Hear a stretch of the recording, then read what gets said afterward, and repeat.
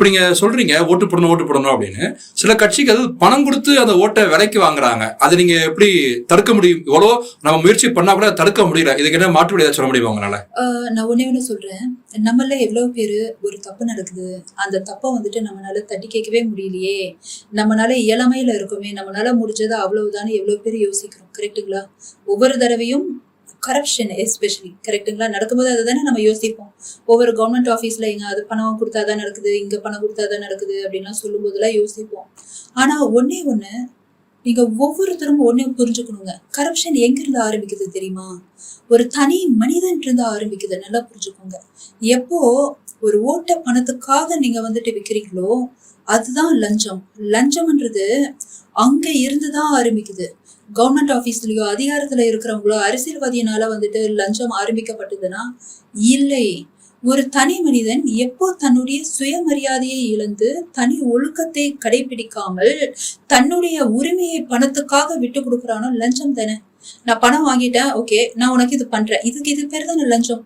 அப்போ ஒரு தனி மனிதனா நம்ம வந்துட்டு அதை கடைபிடிக்காம நம்ம வந்துட்டு எப்போ பணம் வாங்கி நம்ம ஓட்டு போடுறோன்ற ஒரு நிலைமை இருக்கு, அந்த நிலைமை இருந்துட்டு இருக்கு அப்படின்னா அப்ப கரப்ஷனை எப்படி அழிப்பீங்க?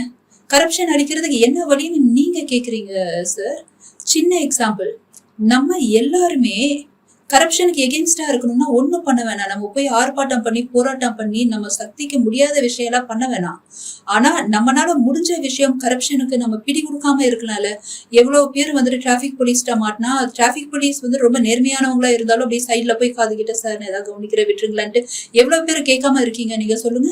அது நம்ம ரத்தத்துல ஊறி போன மாதிரி ஆகுதுல்ல. தனி மனிதன் ஃபர்ஸ்ட் ஆஃப் ஆல் அவன் கரப்ஷன்ல இருந்து வெளியே வரணும்.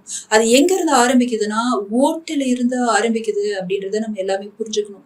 அவன் ஓட்டை ஒன்ஸ் வித்துட்டான் அப்படின்னா அடுத்த 5 வருஷத்துக்கு அந்த தலைவருக்கு கீழே இருக்கக்கூடிய அரசியல்வாதிகள், அமைச்சர்கள், எம்எல்ஏக்கள், மற்ற எல்லா கவர்மெண்ட் அதிகாரிகளுக்குமே லஞ்சம் வாங்கக்கூடிய அந்த பொறுப்பை ஒரு மனிதன், தனி மனிதன் யாரெல்லாம் பணம் வாங்குறாங்களோ அந்த பொறுப்பை அவங்க தாரை வார்த்து கொடுக்கிறார்கள் அப்படின்றத வந்துட்டு நம்ம வந்துட்டு முன்கூட்டியே அதை வந்துட்டு புரிஞ்சுக்கணும்.